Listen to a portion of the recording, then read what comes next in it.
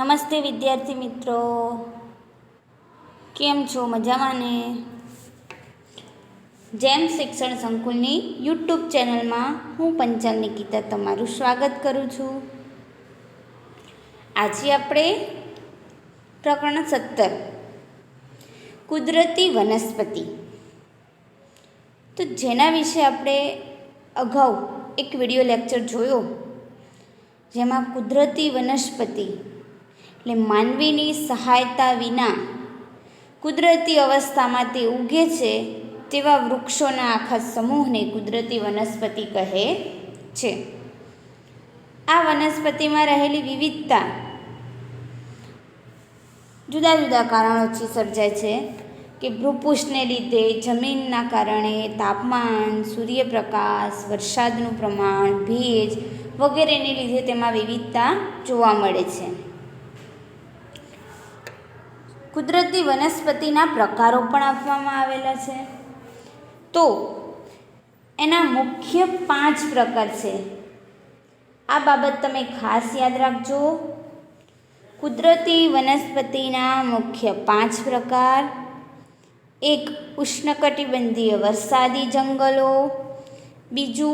ઉષ્ણકટિબંધીય ખરાઉ જંગલો. 3. ઉષ્ણકટિબંધીય કાંટાળા જંગલો.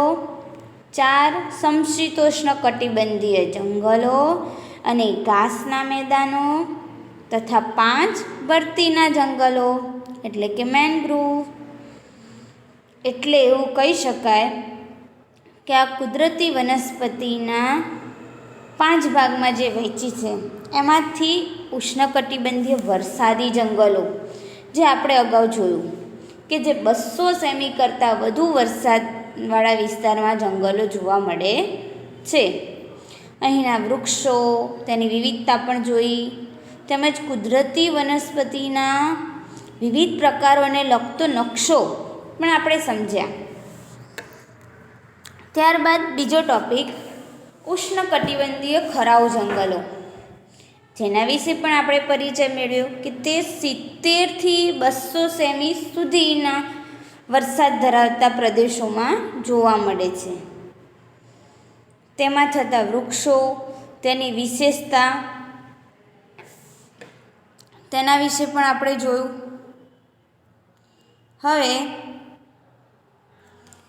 ત્રીજો આપણે ટોપિક જોઈએ આજે કે ઉષ્ણકટિબંધીય કાંટાળા જંગલો. એટલે કે ઉષ્ણકટિબંધીય કાંટાળા જંગલો કયા? તો સામાન્ય રીતે વિતરણ તેનું જોઈએ તો પહેલું આપણે વરસાદી જોયા હતા, જે 200 થી વધુ સેમીવાળા. બીજામાં 70 થી 200 સેમી સુધીના.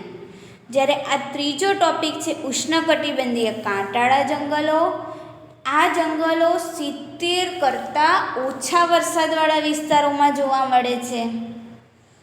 એટલે કે 70 સેમી કરતાં ઓછા વરસાદવાળા વિસ્તારોમાં ઉષ્ણકટિબંધીય કાંટાળા જંગલો જોવા મળે છે. આ પ્રકારના જંગલો ભારતમાં ઉત્તર પશ્ચિમ વિસ્તારોમાં, ગુજરાતમાં તેમજ રાજસ્થાન, મધ્યપ્રદેશ, ઉત્તર પ્રદેશ વગેરે વિસ્તારોમાં જોવા મળે છે, આવેલા છે. એટલે કે આપણા રાજ્યમાં પણ આ પ્રકારના જંગલો છે, ઉષ્ણકટિબંધીય કાંટાળા. હવે જોઈએ તો તેના વૃક્ષો. તો અહીં બોરડી, બાવળ, થોર અને ખીજડો જેવા વૃક્ષો થાય છે. એટલે કે આ કાંટાળા જંગલોમાં જુઓ, બાવળ છે, બોરડી છે, થોર છે, આ બધા જ વૃક્ષો એવા છે કે જે કાંટાળા છે. તો આ કાંટાળા વૃક્ષો અહીં આ ઉષ્ણકટિબંધીય કાંટાળા જંગલોમાં થતા હોય છે. હવે અહીંની વિશેષતા જોઈએ તો અહીંના વૃક્ષો અને છોડના મૂળ લાંબા હોય છે, ઊંડા પણ હોય છે અને ચારે તરફ ફેલાયેલા હોય છે, આજુબાજુ ચારે બાજુ ગોળાકારે. ને આ વૃક્ષોના પાંદડા નાના નાના હોય છે. એટલે કે આ વૃક્ષો કે છોડના મૂળ લાંબા ઊંડા ચારે તરફ ફેલાયેલા તેમજ તેના પાંદડા નાના નાના હોય છે, જેથી બાષ્પ નિકાસનની પ્રક્રિયા ધીમી રહે છે. વૃક્ષો પણ ઉત્સર્જન કરે, બાષ્પની પ્રક્રિયા તેમના દ્વારા પણ થતી હોય, તો આ બાષ્પ નિષ્કાશનની પ્રક્રિયા જે હોય છે તે નાના પાંદડા હોવાથી ધીમી રહે છે. અને અહીં વૃક્ષો છૂટા છવાયા આવેલા હોય છે, એટલે કે આ પ્રકારના જંગલો ગીચ હોતા નથી, પણ છૂટા છવાયા હોય છે. ત્યારબાદ ચોથો પ્રકાર કે સમશીતોષ્ણ કટિબંધીય જંગલો અને ઘાસના મેદાનો. સમશીતોષ્ણ કટિબંધના જંગલો અને ઘાસના મેદાનો, જેને હિમાલયની વનસ્પતિ પણ કહેવામાં આવે છે. વિદ્યાર્થી મિત્રો, હવે આપણે જોઈએ તો આ હિમાલયની વનસ્પતિ કેવી. તો હિમાલયના 1000 મીટરથી 2000 મીટર સુધીની ઊંચાઈ ઉપર એનો એક કોષ્ટક આપેલું છે, જે આપણે સમજવાનું છે કે હિમાલયની 1000 મીટરથી 2000 મીટર સુધીની ઊંચાઈ ઉપર આવેલા ઉત્તર પૂર્વીય ઊંચા પહાડી વિસ્તારોમાં, એટલે કે ઉત્તર તરફ, ભારતના ઉત્તરથી પૂર્વ તરફ ઊંચા પહાડી વિસ્તારોમાં તેમજ પશ્ચિમ બંગાળમાં અને ઉત્તરાખંડના પહાડી વિસ્તારમાં આ જંગલોના ક્ષેત્ર વિસ્તાર આવેલો છે. અને આ જંગલોને સમશીતોષ્ણ કટિબંધીય જંગલો કહે છે. સમશીતોષ્ણ કટિબંધીય જંગલો, તેમાં ઓક અને ચેસ્ટનટ મુખ્ય વનસ્પતિ છે. એટલે કે આ જંગલોમાં ઓક અને ચેસ્ટનટ આ વનસ્પતિ મુખ્ય જોવા મળે છે આ જંગલોને. ત્યારબાદ બીજું છે કે હિમાલયના 1500થી એટલે કે 1500થી 3000 મીટર સુધીની ઊંચાઈ ઉપર આવેલા જંગલો. આ કઈ ઊંચાઈ આવેલા છે? 1500થી 3000 મીટર સુધીની ઊંચાઈ ઉપર આવેલા, જે હિમાલયના દક્ષિણ તથા ઉત્તર પૂર્વીય ઊંચાઈવાળા વિસ્તારમાં આવેલા છે. એટલે કે હિમાલયના દક્ષિણ ઢોળાવ તરફ તેમજ દક્ષિણ બાજુ તથા ઉત્તર પૂર્વીય ઊંચાઈવાળા વિસ્તારો. અને ઊંચાઈ તો આપણે જોઈ લીધી 1500થી 3000 મીટર જેટલી. અને આ પ્રકારના જંગલોને શંકુદ્રુમ જંગલો કહે છે. કયા જંગલો કહેવાય વિદ્યાર્થીઓ? શંકુદ્રુમ જંગલો. અને આ જંગલોમાં પાઇન, દેવદાર, સિલ્વર ફર અને સ્પ્રૂસ જેવા વૃક્ષો આ જંગલોમાં જોવા મળે છે. ત્યારબાદ હવે જોઈએ તો હિમાલયના 3600 મીટરથી પણ વધુ ઊંચાઈ. હિમાલય તો બહુ મોટો ઊંચો છે, આપણને ખબર જ છે. તો એમાં ઊંચાઈ મુજબ જે પ્રકારના વૃક્ષો થાય છે તે રીતે તેનું વર્ગીકરણ છે કે 3600 મીટરથી પણ વધુ ઊંચાઈએ, એટલે કે હિમાલયના ઊંચા પહાડી વિસ્તાર અને હિમરેખાની નજીક આ જંગલો આવેલા છે. અને આ જંગલોમાં અલ્પાઇન અને ટૂંકું ઘાસ જોવા મળે છે. ટૂંકું ઘાસ એટલે કે ટુંડ્ર વનસ્પતિ તેમાં હોય છે. અને અહીં સિલ્વર ફર અને જુનિફર બર્ચ વગેરે વૃક્ષો જોવા મળે છે.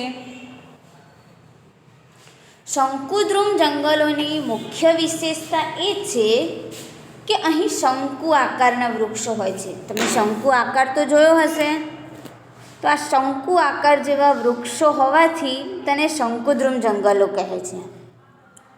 એટલે કે આ વૃક્ષોની ડાળીઓ આમ જમીન તરફ ઢળતી રહે છે, જેથી હિમાલયમાં તો શું થાય? હિમવર્ષા. તો હિમવર્ષા જ્યારે થાય તેના કારણે વૃક્ષો ઉપર જે બરફ પડે છે એ બરફ સીધો નીચેની તરફ જમીન તરફ સરકતી ડાળીઓ હોવાને કારણે બરફ જમીન તરફ સરકી જાય છે આસાનીથી. અને વૃક્ષોના પાન લાંબા હોય છે, અણીદાર હોય છે અને ચીકાસવાળા હોય છે. આ શંકુદ્રુમ જંગલોના વૃક્ષો. આ પ્રકારના પાન લાંબા સમય સુધી ભેજને પણ સંગ્રહી રાખે છે. આ હતો આપણો ચોથો ટોપિક કે સમશીતોષ્ણકટિબંધીય જંગલો અને ઘાસના મેદાનો. હવે આપણો છેલ્લો ટોપિક કે ઉષ્ણકટિબંધીય જંગલો. પાંચમો મુદ્દો ઉષ્ણકટિબંધીય જંગલો, જેને મેન્ગ્રોવ પણ કહેવામાં આવે છે. હવે એનું વિતરણ આપણે જોઈએ તો ભારતમાં દરિયા કિનારે નદીઓના મુખ ત્રિકોણ પ્રદેશોમાં ભરતી જ્યાં થતી હોય ત્યાં ભરતીના જંગલો આવેલા હોય છે. એટલે કે બંગાળાની ખાડીના કિનારાના પ્રદેશોમાં તેમજ ગુજરાતના સાગર કાંઠે દલદલીય વિસ્તારોમાં પણ નાના પાયા પર ભરતીના જંગલો જોવા મળે છે. દરિયા કિનારાના કારણે જે ભરતી થાય તેમાં ઉગતા વૃક્ષો અને તે જંગલોને ભરતીના જંગલો અથવા તો મેન્ગ્રોવ જંગલ કહે છે. હવે અહીં કયા વૃક્ષો થાય છે તેની વાત કરીએ આપણે. તો આ ભરતીના જંગલોમાં સુંદરી અને ચેર આ બે મુખ્ય વનસ્પતિ જોવા મળે છે. એટલે કે સુંદરી અને ચેર વનસ્પતિ અહીં જોવા મળે છે. હવે આપણે જોઈએ જંગલોના મુખ્ય પાડવામાં આવેલા 5 પ્રકાર. તે તો આપણે જોઈ લીધા. હવે જોઈએ જંગલોની પેદાશ અને તેની ઉપયોગિતા. જંગલો પણ આપણને કંઈક આપે છે, ઘણું બધું આપે છે એવું કહેવાય, અને તે અનેક રીતે ઉપયોગી પણ છે આપણને. તો આ જંગલોની ઉપયોગિતા શું છે ને તેમાંથી શું આપણને મળે છે તો આપણે જોઈએ તો જંગલો તો દરેક માનવજાત માટે અનેક રીતે ઉપયોગી છે. એક નહીં, ઘણી બધી એવી રીતો છે કે જેના કારણે જંગલોમાંથી જ તે આપણે મેળવીએ છીએ. જંગલોમાંથી કિંમતી ઇમારતી લાકડું મળે છે, જેમ કે સાગ, સાલ, ફર્નિચર બનાવવા માટે લાકડું કામ આવે છે અને એનું ફર્નિચર વર્ષો સુધી સુંદર રહે છે. તેમજ સુંદરવનમાંથી પ્રાપ્ત થતા સુંદરીના વૃક્ષો, કે સુંદરવનમાંથી જે વૃક્ષો છે સુંદરીના વૃક્ષો, એ વૃક્ષના લાકડામાંથી હોડી બનાવવામાં આવે છે. તેમજ હિમાલયના ઠંડા પ્રદેશોમાં થતું દેવદાર અને ચીડ, કે હિમાલયના ઠંડા પ્રદેશોમાં જે દેવદાર અને ચીડ થાય છે તેના લાકડામાંથી રમતગમતના સાધનો બનાવવામાં આવે છે. ચા અને દવા માટેના પેકિંગ જે કરવામાં આવે તેના ખોખાઓ બનાવવામાં આવે છે, પેટીઓ બનાવવામાં આવે છે.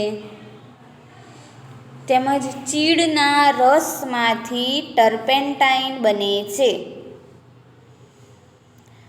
તેમજ ચંદન, તો ચંદન તો એક સુગંધી વસ્તુ લાકડું છે, તો ચંદનમાંથી સુગંધી તેલ પણ મળે છે. તેમજ સૌંદર્યવર્ધક બનાવટો, કોસ્મેટિક બાબતો ઘણી બધી આઈટમો, જેમ કે આપણે જોઈએ તો ચંદનવાળા અગરબત્તી મળે છે, સાબુ મળે છે, સ્પ્રે મળે છે.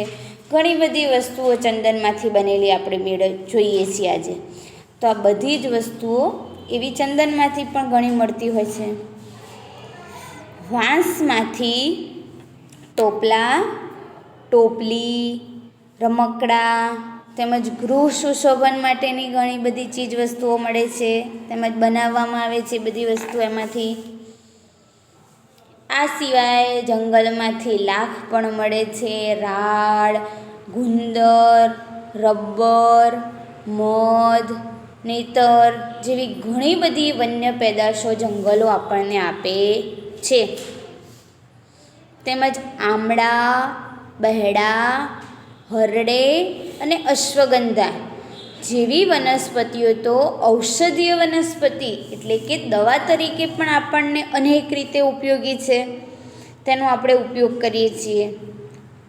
આમ જંગલોમાંથી અનેક પેદાશ આપણને મળે છે અને તે ઉપયોગી પણ બને છે. વિદ્યાર્થી મિત્રો, જ્યારે પણ જંગલોની પેદાશ અને ઉપયોગિતાવાળો કોઈ સવાલ તમને પૂછવામાં આવે ત્યારે આ સવાલના જવાબમાં તમારે ફકરો પાડીને લખવાનું નથી. જંગલમાંથી મળતી દરેક વસ્તુની બાબત તમારે એક એક એરો મારીને એક એક લીટીમાં કે બે લાઇનની અંદર આખી લાઇનસર લખવાની, ટોપિક બનાવીને લખવાના. જેમ કે સુંદરીના વૃક્ષના લાકડામાંથી હોળી બનાવવામાં આવે છે, આ એક મુદ્દો. બીજું, ચીડના રસમાંથી ટર્પેન્ટાઇન બને છે. તમે નંબર પણ આપી શકો છો અથવા તો તમે એરો મારીને પણ લખી શકો છો, જેથી મુદ્દાસર લખવાથી તમને તમારો સવાલ કેટલો સાચો છે કે ખોટો છે તે વાંચવાની પણ જરૂર પડે નહીં અને તે આસાનીથી જોઈ શકાય અને સારી રીતે સમજી શકાય. તો જે સવાલના જવાબ જેમ બને તે મુદ્દાસર બની શકતા હોય, લખી શકતા હોય તો તે તેવી રીતે લખવા માટેનો આપણે પ્રયત્ન કરવો જોઈએ. હવે જંગલમાંથી ઔષધીય વનસ્પતિ કઈ અને તેની ઉપયોગિતા શું છે તેના વિશેની આપણે માહિતી લઈએ. તો વનસ્પતિ વિશેની આપણે વાતો જોઈએ તો સર્પગંધા આ વનસ્પતિ એ લોહીના ઊંચા દબાણના રોગની સારવારમાં ઉપયોગી છે. આપણે કહીએ ને કે બીપી વધી ગયું, કે લોહીના ઊંચા દબાણની સારવાર માટે આ વનસ્પતિ ઉપયોગી છે. બીજું છે લીમડો, તો જીવાણુ પ્રતિરોધક, આપણા શરીરના જે જીવાણુ હોય તેની સામે તે પ્રતિરોધ રૂપે એટલે કે અવરોધરૂપ બને છે, રક્ષણ આપે છે આપણને, જીવાણુ પ્રતિરોધક તરીકે વપરાય છે. લીમડો તો ખૂબ જ આપણા શરીર માટે લાભદાયક છે. તેનો રસ પીવો ચૈત્ર મહિનામાં તો એવું કહેવાય કે 12 માસ તાવ ના આવે કોઈ દિવસ. તો આવી ઘણી બધી બાબતો છે કે જે ઔષધિ તરીકે આપણે ઉપયોગી છે. તુલસી શરદી, ઉધરસ, તાવ માટે રોજ તુલસીના 5 થી 10 પત્તા તમે ચાવીને ખાઈ જાઓ તો શરદી, ઉધરસ, તાવમાં આપણને મોટા ભાગે રાહત થાય છે. અર્જુન સાદળ જે હૃદય રોગની સારવાર માટે વપરાય છે. બીલી વાત અને કફના દોષો સારવાર માટે વપરાય છે. ગળો મધુપ્રમેહ એટલે કે ડાયાબિટીસ માટે, તાવ માટે તેમજ સાંધાના દુખાવા માટે પણ આ ગળો જરૂરી છે, ખૂબ જ ઉપયોગી છે. હરડે કબજિયાત માટે, વાળ અંગેના રોગો માટે. આમળા વાત પિત્તને દૂર કરે છે અને શરીરની પાચન ક્રિયામાં ખૂબ જ જરૂરી છે, ખૂબ જ મહત્ત્વના સાબિત થાય છે. એટલા માટે તો જોજો, ઘણીવાર આપણે બધા ખાધા પછી મુખવાસમાં તેમજ આમળા ઘણીવાર ખાતા હોઈએ છીએ. કરંજ જે ચામડીના અને દાંત અને પેઢાના રોગો માટે ઉપયોગી છે. આ ઉપરાંત ખાખરાના પાનમાંથી પતરાળા પડિયા બનવામાં આવે છે. ખેરના લાકડામાંથી કાથો બને છે. ટીમરૂના પાનમાંથી બીડી બનાવવામાં આવે છે. આમ વનસ્પતિ અનેક રીતે આપણને ઉપયોગી છે. જંગલો એ વનવાસી જે પ્રજા છે, જે જંગલોમાં રહીને પોતાનું જીવન ગુજારે છે, તેમની તો આજીવિકા પૂરી પાડે છે. તે વૃક્ષોમાંથી ઉપયોગી ચીજવસ્તુઓ લાવે છે, બજારમાં વેચે છે, જેથી તેમને રોજીરોટી મળે છે તેમજ તેમનો ખોરાક પણ ત્યાંથી મળી રહે છે. આમ માનવ જીવને આર્થિક અને સામાજિક વિકાસમાં વૃક્ષોનું મહત્ત્વનું યોગદાન આપે છે. ત્યારબાદ હવે આપણે જોઈએ તો જંગલોનું પર્યાવરણીય રીતે પણ ખૂબ જ મહત્ત્વ છે. પર્યાવરણની બાબતમાં પણ વૃક્ષો આપણને અનેક રીતે લાભદાયી છે. તો આ પર્યાવરણીય દ્રષ્ટિએ તેનું મહત્ત્વ આપણે જોઈએ તો તે નીચે મુજબ મુદ્દાસર છે. હમણાં જે મેં તમને મુદ્દાની વાત કરી હતી તે મુજબ જ આપણે જોઈ શકીએ છીએ. જો હવે તેના વિશે આપણે જોઈએ તો જંગલો પ્રથમ તો મુખ્ય વરસાદ લાવવામાં ઉપયોગી છે. એટલે કે વરસાદ લાવવાનું મુખ્ય કારણ જંગલો વરસાદ લાવવામાં ઉપયોગી છે. બીજું, વાતાવરણને વિષમ બનતું અટકાવે છે. શિયાળામાં પણ ગરમી લાગે, ઉનાળામાં ઠંડી લાગે. આ વાતાવરણની કેવી થઈ વિષમતા. તો આ વાતાવરણને નિયમ મુજબ તેના મોસમ મુજબ યોગ્ય રીતે જે ઘટના બને છે તેમાં વિષમતા લાવે છે. એમાં આ વાતાવરણને વિષમ બનતું અટકાવવાનું કામ જંગલો પણ કરે છે. પ્રાણદાયી વાયુ કે આપણે જીવવા માટે ખૂબ જ જરૂરી છે. જો થોડો બી ઓછો પડે તો દવાખાનામાં એડમિટ થવું પડે. તો આ પ્રાણદાયી વાયુ કયો? ઓક્સિજન. આ ઓક્સિજન વાયુ વૃક્ષો આપણને પૂરો પાડે છે. જંગલો પૂર નિયંત્રણ કરે છે. જે નદીઓમાં ને આવતું બધું પૂર હોય એમાં જો વૃક્ષો હોય તો એ નિયંત્રણમાં રાખે છે, તેને અટકાવ કરે છે પૂરનો થોડો. તેમજ કાર્બન ડાયોક્સાઇડ વાયુ જે હાનિકારક વાયુનું શોષણો પણ વૃક્ષો કરે છે. આપણે ઓક્સિજન વાયુ લઈએ છીએ, કાર્બન ડાયોક્સાઇડ વાયુ બહાર કાઢીએ તો કે આ કાર્બન ડાયોક્સાઇડ વાયુ જે હાનિકારક વાયુનું વૃક્ષો શોષણ કરે છે. જે હાનિકારક વાયુ પોતે શોષણ કરે છે અને આપણને પ્રાણદાયી વાયુ આપે છે, એટલે કે ઓક્સિજન આપે છે. જંગલો જમીનનું ધોવાણ પણ અટકાવે છે. જંગલો એ ભૂમિગત જળને જાળવી રાખે છે. અત્યારે ખેતીવાળા ઘણા લોકો પોતાના ખેતરમાં જમીનમાં ઊંડે સુધી જો બોર કે એવું કંઈ રિંગ કરાવે તો ક્યાં સુધી તેમને જલ્દી પાણી જોવા મળતું નથી. મતલબ આ ભૂમિગત જળ જે જમીનમાં સંગ્રહાયેલું જળ છે તે ઘણું ઓછું થઈ રહ્યું છે અત્યારે.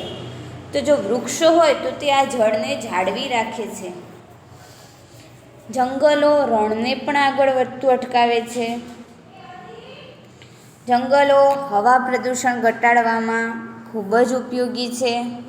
એટલે તો બહુ જ મોટા રસ્તા હોય, સડકો, તો એમાં વચ્ચે વચ્ચે જે આખી લાઈન સળંગ સરસ મજાના વૃક્ષો રોપીને બનાવવામાં આવે છે, જેથી હવાને શુદ્ધ રાખે.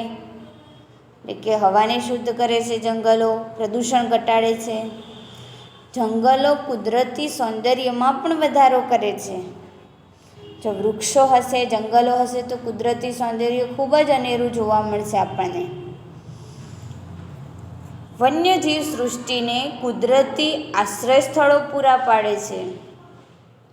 એટલે કે વનમાં રહેતી જે જીવસૃષ્ટિ છે, જેમ કે જંગલી પ્રાણીઓ, તો આ બધાને કુદરતી આશ્રય મળે છે. તેમના માટે રહેઠાણ બનાવવું નથી પડતું, તો તેમાં આસાનીથી રહી શકે છે અને પોતાની જીવન જરૂરિયાતો એમાં પૂરી કરે છે પોતાની મેળે. તો એમના માટેના એક આશ્રય સ્થળો છે, રહેઠાણ છે તે. જંગલો સાહસિક પ્રવાસન પ્રવૃત્તિ માટેના આદર્શ ક્ષેત્રો છે. તેમજ રાષ્ટ્રીય ઉદ્યાનો અને અભયારણ્યો તથા જૈવ વિવિધતાના સંદર્ભે કેટલાક જંગલોને આરક્ષિત કરવામાં આવેલા છે, સુરક્ષિત કરવામાં આવેલા છે તેને. આમ જંગલો આપણને અનેક રીતે ઉપયોગી છે. હવે આપણે જોઈએ જંગલ સંરક્ષણ. તો વનસ્પતિ જીવન, પ્રાણી જીવન અને માનવ જીવન, આ બધાના આંતર સંબંધોથી પારસ્પરિક તંત્રનું સર્જન થાય છે. બધા જ એકબીજાની સાથે જોડાયેલા છે, વનસ્પતિ, પ્રાણી અને માનવ. પરંતુ માનવની પર્યાવરણ વિરોધી પ્રવૃત્તિ અને માનસિકતા તથા પોતાના સ્વાર્થ માટેની વૃત્તિ, તેના કારણે તે આ પરિસ્થિતિમાં ઘણીવાર ખલેલ પહોંચાડે છે. જંગલોના વિનાશ માટે માનવની જમીન મેળવવાની ભૂખ એ સૌથી વધુ જવાબદાર છે. એટલે કે માણસ વૃક્ષોનો નાશ કરી અને સમાંતર જમીન મેળવે છે, જેમાં ઉદ્યોગ ધંધા રહેઠાણ કરી શકે છે. આ ઉપરાંત વસ્તી વધારો, ઉદ્યોગોના રહેણાંકી વિસ્તારથી દૂર જવાની નીતિ, શહેરીકરણ, બહુહેતુક યોજનાઓ, સડકોનું નિર્માણ કાર્ય, ઇમારતી અને બળતણ માટેના લાકડા મેળવવા ઝૂમ ખેતી, દાવાનળ પણ જંગલોનો વિનાશ કરી નાખે છે. આવા અનેક કારણો જેવા છે કે જેનાથી જંગલોનો વિનાશ થઈ રહ્યો છે. અને જંગલોનો વિનાશ થવાથી આપણું પર્યાવરણની જે સમતુલા છે તે આખી ખોરવાઈ જાય છે. શુદ્ધ પર્યાવરણ આપણે મેળવી શકતા નથી. જંગલોનો વિનાશ થવાથી પર્યાવરણ પર ઘણી વિપરીત અસરો થઈ રહી છે. કેવી અસરો? તો અત્યારે જોઈએ આપણે કે વરસાદનું પ્રમાણ ઘટે છે. જરૂરિયાત પૂરતો વરસાદ 12 માસ દરમિયાન પડતો નથી. ઘણીવાર દુષ્કાળની પરિસ્થિતિ પણ ઘણા વિસ્તારોમાં, જિલ્લાઓમાં કે રાજ્યોમાં જોવા મળે છે. ગ્લોબલ વોર્મિંગની સમસ્યા, પૃથ્વી પર વૈશ્વિક તાપમાનમાં વધારો થઈ રહ્યો છે. ગ્રીન હાઉસ ઇફેક્ટની સમસ્યા, તેમજ રણીકરણ એટલે કે રણમાં વધારો, વન્યજીવો નિરાશ્રિત થવા એટલે કે વન્યજીવોના આશ્રય સ્થાનો ગુમાવવા પડે છે. આવી અનેક સમસ્યાઓ તેમજ વિપરીત અસરો જંગલોના વિનાશથી જોવા મળે છે. હવે આપણે જોઈએ કે 1952ની રાષ્ટ્રીય નીતિ 1952ની રાષ્ટ્રીય નીતિ પ્રમાણે એવું નક્કી કરેલું છે કે દેશના 100% વિસ્તારમાંથી 33% ભૌગોલિક વિસ્તારમાં ફરજિયાત જંગલો હોવા જોઈએ. છતાં આપણા ભારત દેશમાં જોઈએ તો 33% જંગલો નથી. કેટલા છે? તો 23% વિસ્તારમાં છે, જે 10% ઓછા ગણાય, જે સારી બાબત ના કહી શકાય. જ્યારે ગુજરાતમાં આ જ પ્રમાણ આપણે જોઈએ તો ગુજરાતમાં તો જંગલોનું પ્રમાણ લગભગ 10થી 11% જેટલું જ છે. એટલે એવું કહી શકાય કે એ તો બહુ જ ખરાબ એવી બાબત ગણી શકાય, કેમ કે 33% વિસ્તારોમાં જંગલ વિસ્તાર હોવા જોઈએ, જ્યારે માત્ર 10%. આમ જંગલોના વિનાશને અટકાવવો એ ખૂબ જ જરૂરી છે, આવશ્યક છે. અને તેના માટે વન સંરક્ષણ અને વન સંવર્ધન પણ કરવું જરૂરી છે.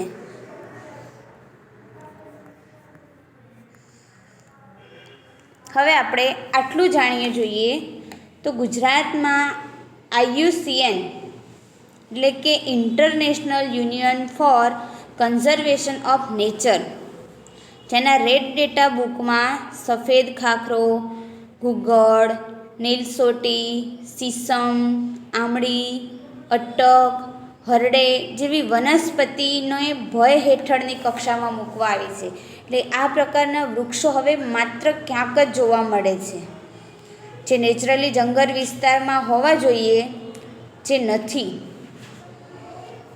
હવે આપણે જોઈએ તો જંગલોના જતન માટેના ઉપાયો.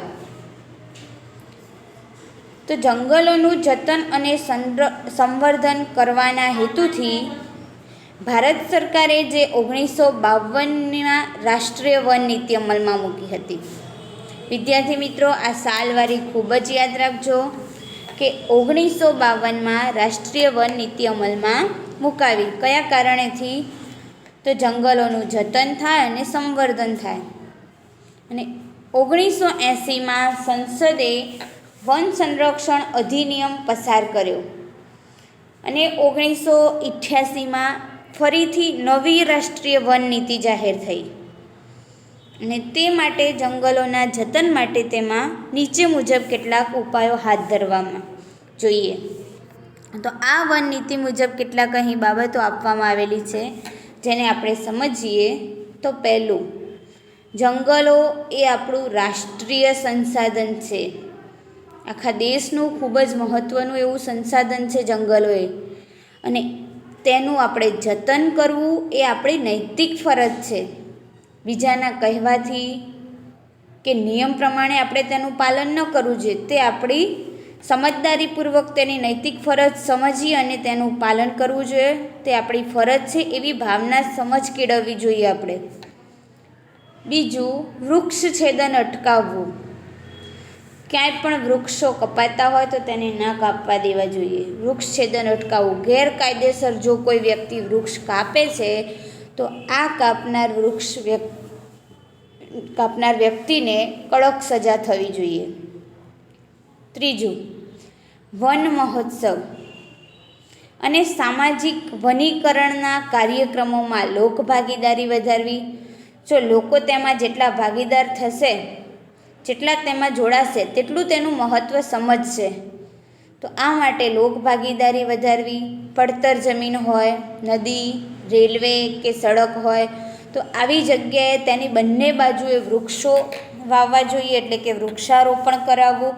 માત્ર વૃક્ષારોપણ કરાવવું જરૂરી નથી, પરંતુ વૃક્ષોને રોપ્યા બાદ તેનું સંવર્ધન પણ કરવું જોઈએ, તેની જાળવણી રાખવી, જેથી તે મોટા થાય. ત્યારબાદ ચોથો ટૉપિક છે કે પર્યાવરણ શિક્ષણ અને શાળાના અભ્યાસક્રમોમાં.